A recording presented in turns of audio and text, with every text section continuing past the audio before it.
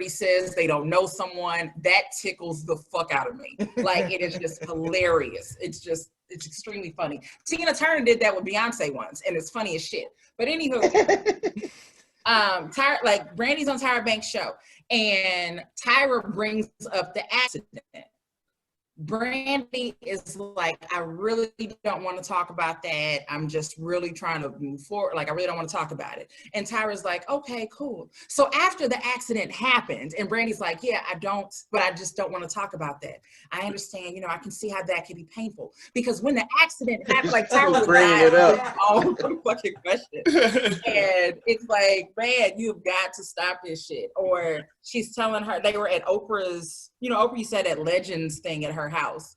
And Tyra was like, do you remember, Brandy, we were at Oprah's house and this was going on. So she's stunting, like trying to talk about all the things at Oprah's house. And she's like, and we were sitting there and you said to me, you put your head on my shoulder. Oh, and wow. You told me that you felt like, you just weren't good enough and you weren't this and that and the other. And I told you, yes, you are, Brandy, you are. And Brandy says, I don't remember that. And I'm like, because it never fucking happened. That's why I don't remember that shit. Hey, Tyra is making up this fucking story live on the air, and this shit never happened. You know who make up stories, but he be trying to sell them like they real? Jamie Foxx. He a good storyteller, but that motherfucker will pull some shit. And I'm like, what the fuck you talking about? Jay-Z first came out, and I look over, and there go, he say somebody current. Like, he run off. It was for real. It was for real. The one just, like to hear this. Hey, J.O., the story you talking about, the one he talking about for real.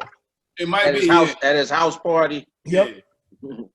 Yeah, man. I was Puffy cameraman, and then so I had Kanye come over. I'm like, well, nigga, that's 20 years later. You can't just say it like it's the same story, bro. Like, you went from In Living Color to Ray, nigga. Them two different Jamie Foxxes. Like I said, I love stories like that. That is, I love when celebrities tell stories about other celebrities, and you can just tell. You are making this shit up. It tickles the fuck out of me. It's like, why would you just make up this story like we can't verify it? Like, that's what's so funny. It's funny as shit. So, but Brandy and Monica, the battle we all waited for. Yeah, the battle. This is one that people. The battle that divided everybody's timelines. Yeah. Yeah, I got some people ready to fight. I know Brandy. I don't give a fuck. Like, I still think she come across fake. Like, that's my opinion. It's just everyone else. I don't care about everybody else. Like, don't defend her. First of all, we don't care that you know. Why would you even bring that up? You know her. Or do you really know her?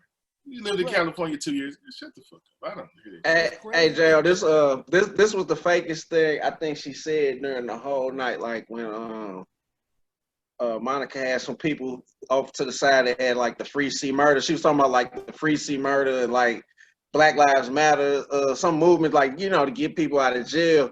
And she was like, let me know if you need some help with that. Interesting. Lying. Ain't gonna do shit. Is it because Brandy's one of the last singers that went through that PR kind of like breeding where they had to learn how to be in public all the time?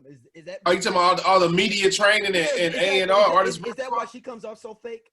No, it's because she's fake. Okay. Monica went through the same shit, and so does everybody else up until like 10 years ago. Right. Okay. You know what I'm saying? Like, yeah, she's always been additional. Even if you see her perform, she's. Let me say this. I think that she is jealous of Monica. I think that she's always been low-key jealous of Monica, and I think that just goes back 20 years. And when you got 20-year beef, because I got 20-year beef with folks, you can't put us in the same room. Look, we might be cordial with each other, but we don't fucking kick it on the Ave. And it's like, the smart money is to was for the two of them to have joined forces a million times, because the Boy Is Mine did amazing numbers. But I don't think they liked each other then. And I feel like the disdain is more on Brandy's side than it is Monica's. And Brandy do too fucking much, and Monica ain't for the shits. Yeah. And which is why she slapped the ass back in the day. You see, she brought it up. Sometimes she got microphonic rings out of bitch. Write that down. She put them hands on them. No, but Brandy brought it up. Yeah, she did. And Monica, like, why you gotta bring that up? Like, that was no purpose to do that. Man, that's old. Because she's still mad she got slapped. She trying to get slapped that night. Trying to be fucked up again. You can't get Ray J and them beat the fuck up in Atlanta. Nothing. He better have that Scoonie bike ready. Man, it is. They are. It's like I said, it's very fun. I mean, I'm glad that it happened. Like I tuned in a little bit late, but I heard they started late. So when I did tune in, they were jamming. So I was having the time of my life. Then they went on break and they came back and Monica started playing some new shit. And I was like, you know what? It's Tylenol 3 then kicked in. I'm gonna go ahead and ride out. I went on ahead late here. Just see what everybody kind of thought real quick. First round was Brandy's "What About Us" versus Monica's "Everything to Me." I gave that one to Monica. I'd give that to Monica. Yeah. I gave that one to Monica. What about you, JL? No, that's Monica. Yeah, most definitely. Okay, I'm the only person that gave that to Brandy. It looks like. Everything to Me is a really good song. Yeah, I'm going to tell you the difference in the two. Like Brandy is gifted vocally, however, it never touches your soul. It's just too light in the ass, and that's the difference. Monica make you feel it. That's the difference. But round two. That's it.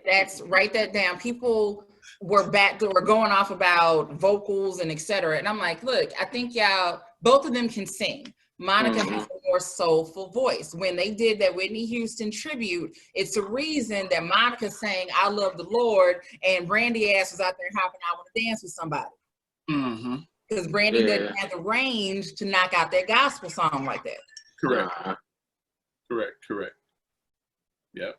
Yeah. Uh-oh, you on mute, bro? You talking to us? My bad.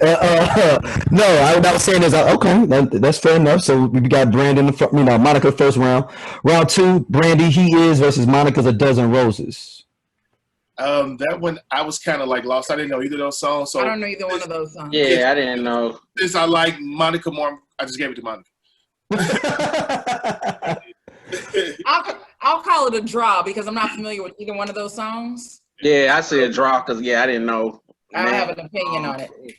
Yeah, we'll give them both the point. All right. So next up, we had Brandy's "Full Moon" versus Monica's "So Gone." So Gone. So Gone. I didn't like it. Hold on, well, you broke up a little bit. What was that? Maybe my internet. Full Moon versus So Gone. Full Moon versus "So Gone." Oh, come on, So Gone. So Gone. So Gone. I didn't like Full Moon. Is actually when Brandy lost me. That album. And then that's kind of like when she lost me. And a lot of people, Full Moon was they shit, and that's Full Moon is a dope album. Full Moon is a dope album. Great production. Like I had somebody was talking to me earlier about Brandy and Monica. They're like, Monica, she never grew as an artist, and Brandy, she tried different stuff. I'm like, and that's why she lost her fucking fans.